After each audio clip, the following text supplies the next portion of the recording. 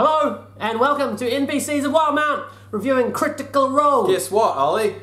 It's the deck of many days. Yeah, so back. about a year ago, to this day, we did our first deck of many days pull. It was the first ever bet on what then was called NPCs of Tal'Dorei. Yes, so he's going to pick again to hopefully not get mauled by tigers. Because I got mauled by tigers twice. Yes. Last time we did this. But it hasn't happened yet.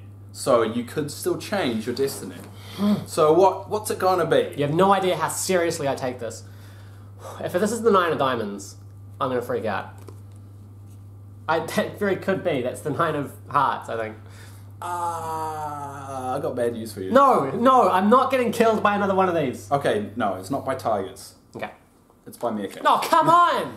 No, I want another card. You want another one? Give me another card. That doesn't even count. Fine, He's fine. cheating. Fine. I hate this game. I've got a list of things that it comes. Okay, go. 3 of spades right here. I've got 2. I'm only going to go with this one. I got 9 of diamonds. You get killed by a date. Oh, come on. All right, here. Give me these. Give me these. You take a card out of the deck of many Daves. What'd you get? Oh, it doesn't matter. You get leprosy, and your mum falls down a well, and she can't climb back up because there's no ladder, because there's a fire in the well that burned the ladder. You need to calm down. Yeah, I had too much coffee.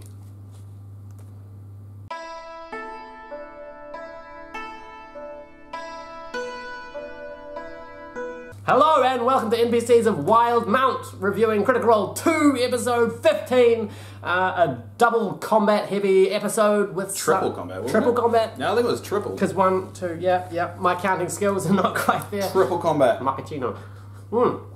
So, but this was a classic dungeon crawl. you beat me to it. Yeah. Exactly what I was going to say. Oh, I said classic because you said too much. Classic is my go-to word for some reason. Classical. It's classic. I suppose that's classic Kiwi lingo. Classical. Mate.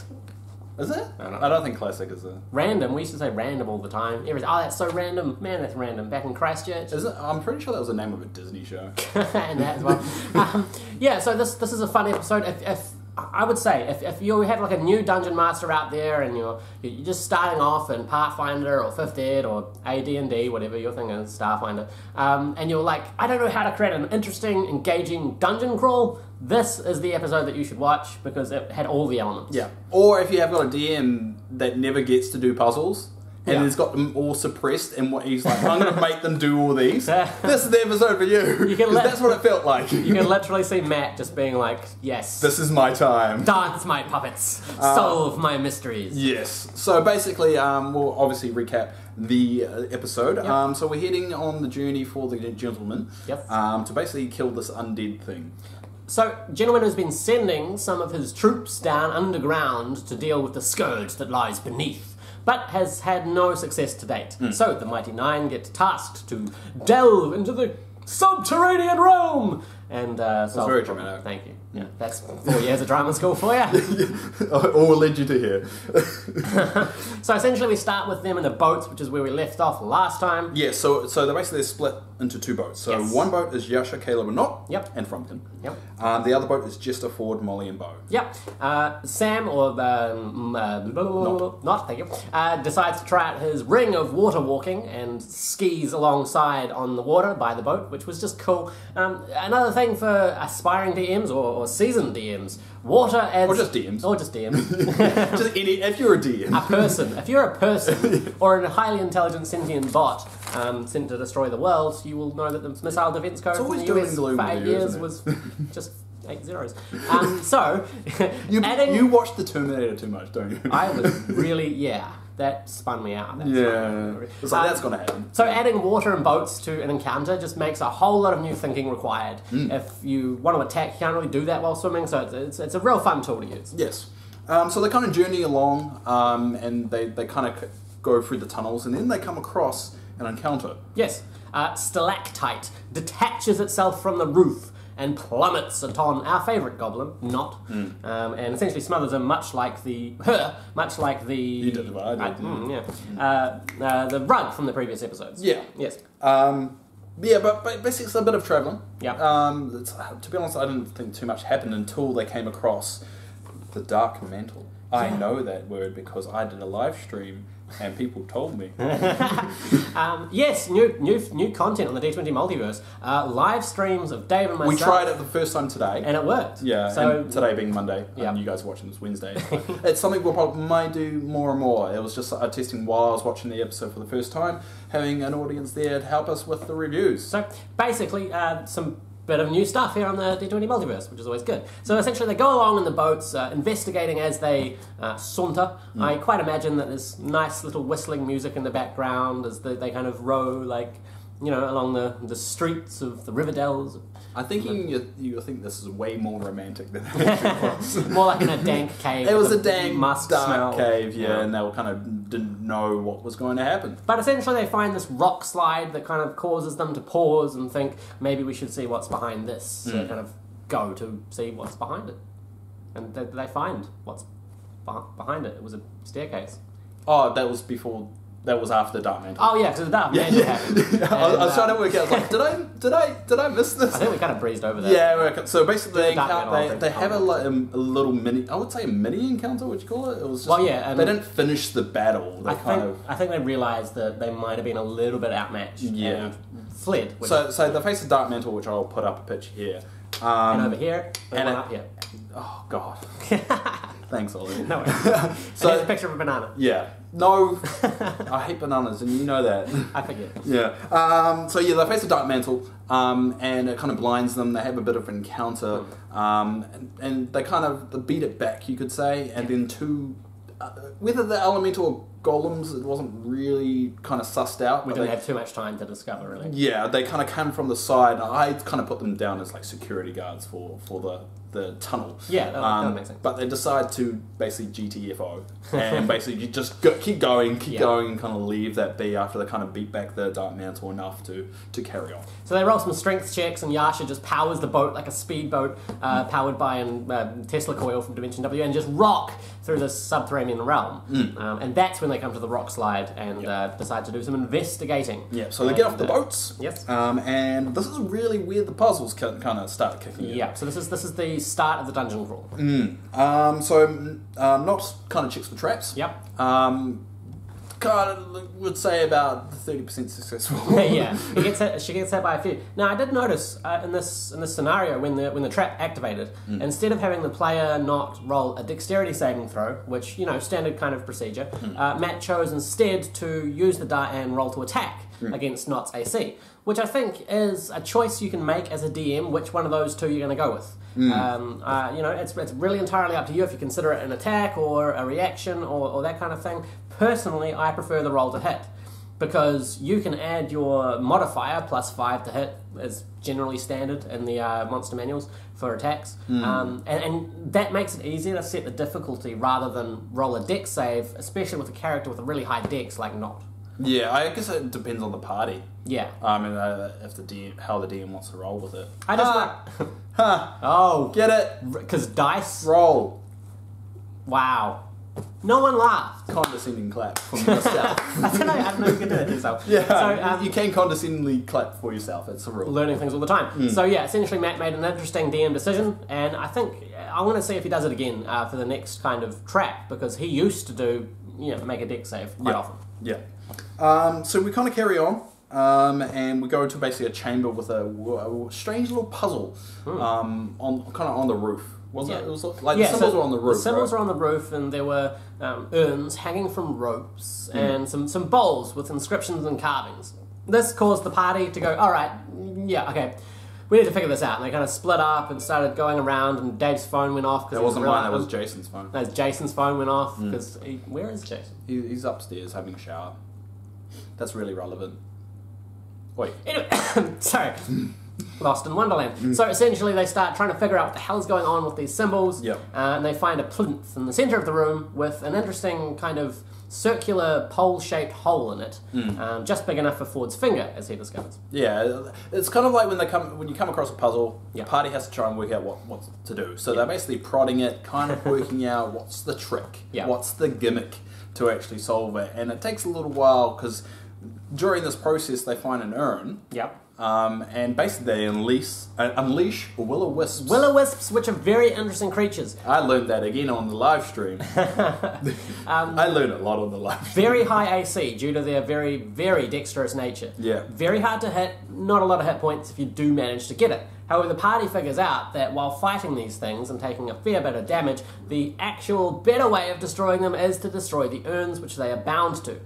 So it did take them a while to figure that out. Yeah. But once they did, it was a chain reaction. They all kind of were eliminated. And I do believe that this is, in Dungeon Crawl style, small encounters with small bits of damage that's meant to add up to a large effect at the end. I don't think Matt was intending for this to be very epic and No. like terrible. It's just designed to weaken them. I think he expected them to get through it a lot quicker than he did. That's true. And in some of the puzzles this episode, he was giving hints as a DM, which in my last session, my players were in Harakabidi, the trap dungeon, and they spent 15 minutes trying to solve my riddle, and I just had to give them little hints until they finally... I think that we had that problem with our game as well. You gave us a riddle and it just took us a long time to figure out. But that's one of the things that some people had a problem with that I noticed is that they were a bit upset that Matt kind of coached them towards the answer. Yeah. I don't have a problem with it because there's only so long you can do it for, and the party needed to move on. They needed to progress, and I think it's completely up to them. Yeah. I think if it wasn't a live stream game, I don't think the hint probably would have been there. But because it's a show, essentially. Yeah, they couldn't spend like 3 sessions doing this. Which may happen. Another thing is, if you're designing encounters, I'll give you a simple example. I had a big chasm with a whole bunch of invisible moving platforms. And the players were like, I intended for them to dexterously jump from one to the other with disadvantage because they can't see the platforms or find some way to light up the platforms. Instead, they turned one on its side. So instead of going this way back and forth, it just took them right across the chasm. So always be prepared for your party members when you throw traps in a dungeon crawl with puzzles. They might just outthink you. Yeah, exactly. And you kind of have to reward them for that. You can't punish them. Absolutely. Because that's kind of a dick move. I said good play. I didn't intend that, but you guys get across to the other side. Anyway, essentially they roll some history, arcana, insight, all that kind of stuff, and find out that the 8 symbols on the roof refer to the 8 schools of magic. Yeah. Which, as a DM, I think is very important for you to know off by heart. Anyway, that's when they essentially split up. Do they? Yeah. So they try and get this thing working, and basically half the party goes, well, maybe there's more clues in the room above us. The other end of the spiral staircase. You look very confused. Yeah, I thought maybe I didn't write out they split up because I know that the urns were really the key. Yeah. And they shattered the urns. Yeah. And they kind of figured out that the magic, because there was something inside the urns, wasn't there? There was a magic aura, yeah. Yeah, it was the magic aura, and that was the key for them to figure everything out. Yeah, but essentially they split up into 2 groups. After finding the spiral staircase, which goes up and down, they went down first, they found the 8 schools of magic symbols, and then they went to see what was up the top, so they split the party briefly. Up the top, they managed to find, in rubble with a nat 20 perception roll from Caleb, that it was, in fact, this rod, this staff, kind of buried beneath the rubble. Yeah. And they kind of went, the long hole in the other room. Right. I must have missed that they said they split up. I assumed they were all together when this was happening, so that may be where I got confused. I could be wrong. It's happened before. No, you could be right. I don't think they split up, but I was pretty sure they did. I have it written down split up. I was playing online poker at the time that this scene happened as well. But anyway, no, there's a bow rolls nat 20 perceptions as well.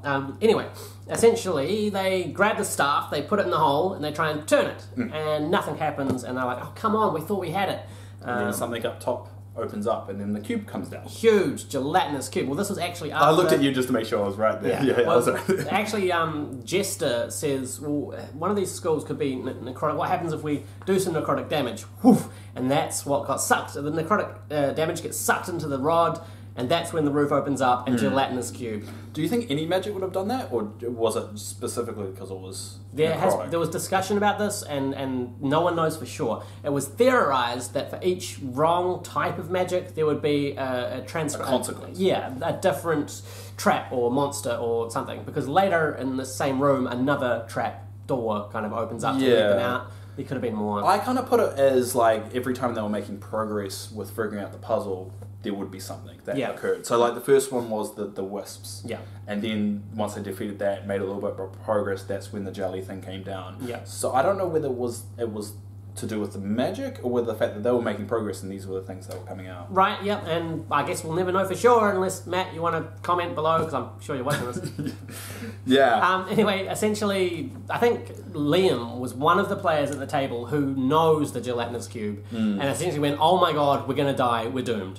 Yeah. Because while it is a silly concept, it's a powerful monster. It is. And if you roll poorly, it can really just consume you all. Yeah. And they got very lucky with not being restrained by it. Yeah. And I looked it up. It has about 80-ish hit points as well. That would be the medium. Yeah. And it's challenge level 2. Yeah. So yeah, I did research. It's like the imps, which are challenge rating, I think, a quarter, a third, and they sound kind of harmless, but given their invisibility and their poison damage is actually not that bad.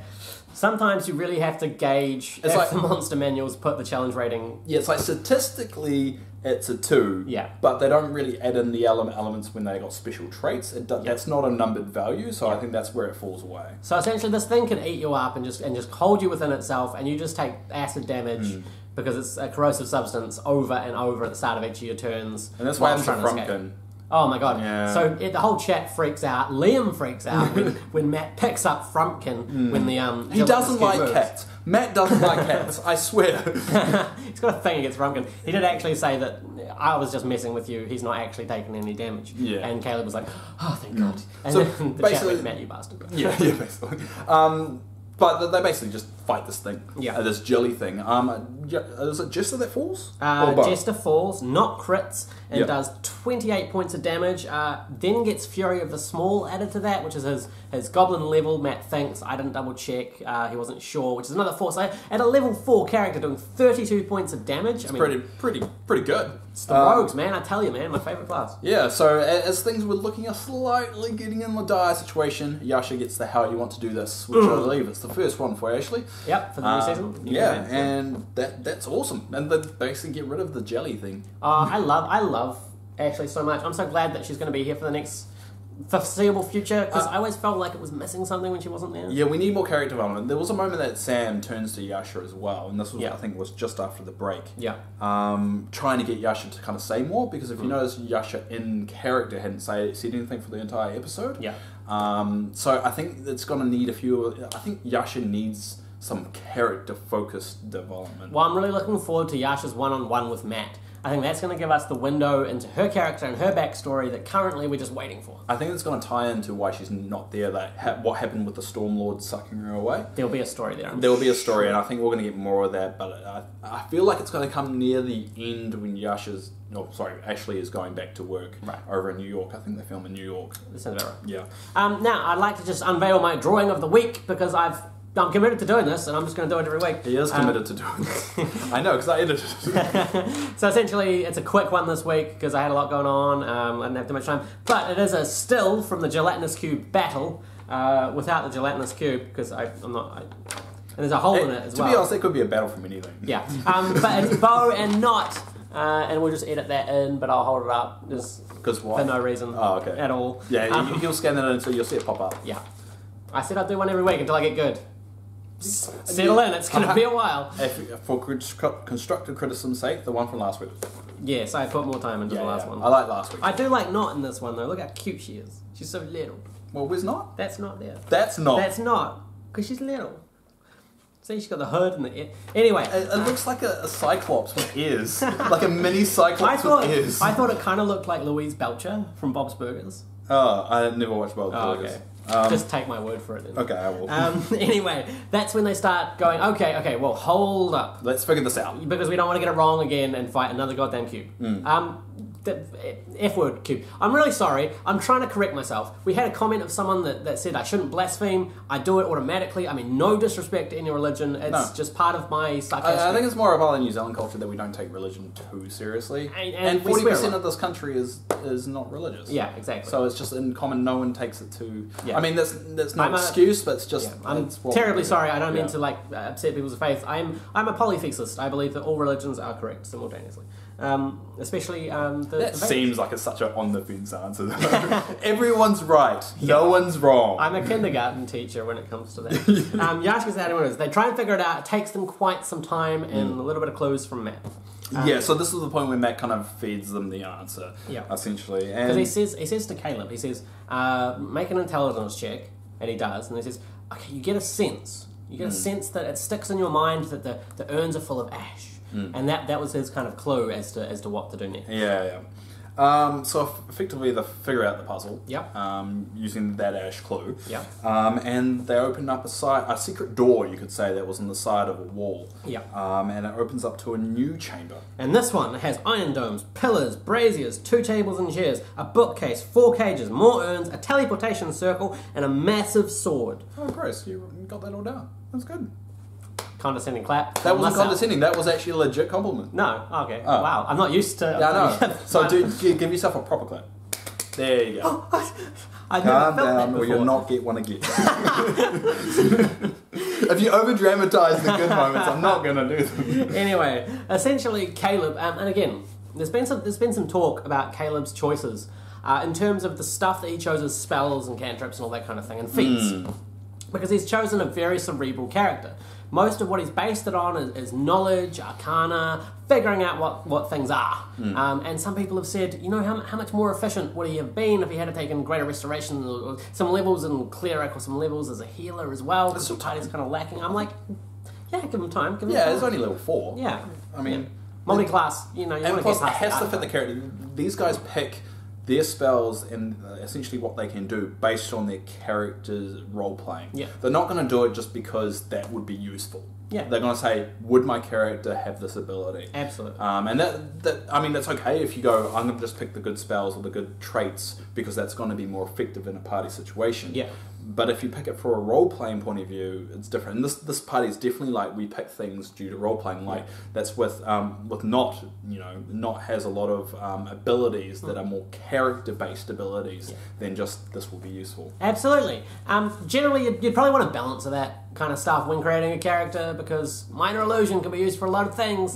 But, Fairy Fire might just be what you're going for. I don't know. So in this chamber, they find a kind of a used ritual circle. That used to... I put portal. I put a transportation portal. He said some kind of teleportation magic, and he also said that it's been boarded over, essentially. It's been disused, it's been kind of blocked off a little bit.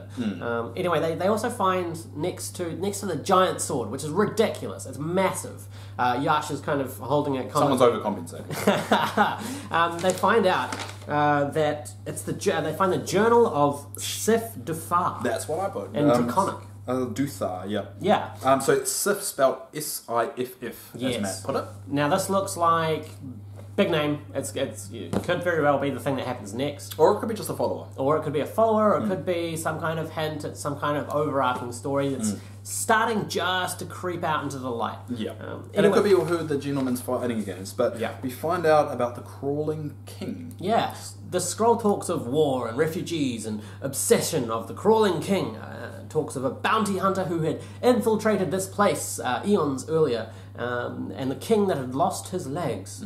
The betrayer gods come, and that's when this humanoid figure rises up from the shadow. Now, whether it was a lich, whether this is because of the sword, I did some research on what the Crawling King was, and it was an evil god of torturers, slavers, and jailers.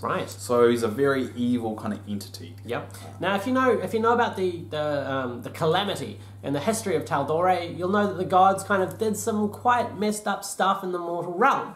The betrayer gods that are mentioned here very well could be tied into that whole story point as well. But essentially, this figure rises from the darkness. He has a beautiful voice that Matt did, and that's where the episode ends, right before what seems to be combat. We think it's combat, but it's the question of whether that's the actual god, whether this is an avatar of the god, whether it's a lich or just a follower, or maybe it's even this Sif Duthar person. Maybe it's just some kind of celestial guardian to what lies next in this place. Because it did hint that something got burnt up. Yeah. And maybe there was Sif being burnt up and sacrificing his life to the god, or maybe he was forced to sacrifice his life, and now the entity we're about to find is the remnants of him. Maybe it's another form of the crawling king himself, protecting his lair deep beneath the earth. We So many questions. Yeah. And we'll find out next week. I trolled through Reddit. I couldn't find any solid evidence for much of anything. Definitely a cliffhanger ending. So I can't wait for next week. If only I wasn't working, I would watch it live. But fun episode. Combat heavy. Just beautiful dungeon crawl by Matt. And that's why I believe, and you can disagree if you want, but the MVP for this episode is Matt. No, I 100% agree with you. He put a lot of work into this. He came up with his own riddles and puzzles and stuff that were tied into the lore and history of D&D and magic and stuff. He did it justice. He thought it was wonderful. I loved it. Yeah, I think Matt, because I try to think from a player point of view who stood out. Right. To be honest, no one really stood out. I mean, some people said Caleb, but to be honest, it was really Caleb would have been the MVP if we're like only picking the players, and it would have been a stretch. Yeah. So I think Matt deserves it in this case. And it's the first time we've ever given it to Matt.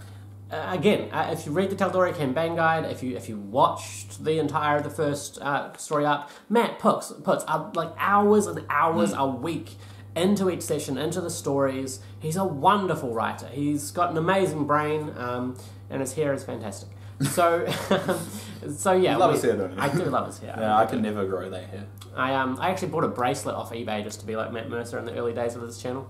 If you go back and watch, you can see me with the Matt Mercer bracelet. He mentions that quite a while too. It comes up once in a while. I spent $6 on it. Yeah, it was a great episode. Fun episode, yes. And it was I can't wait for the next one.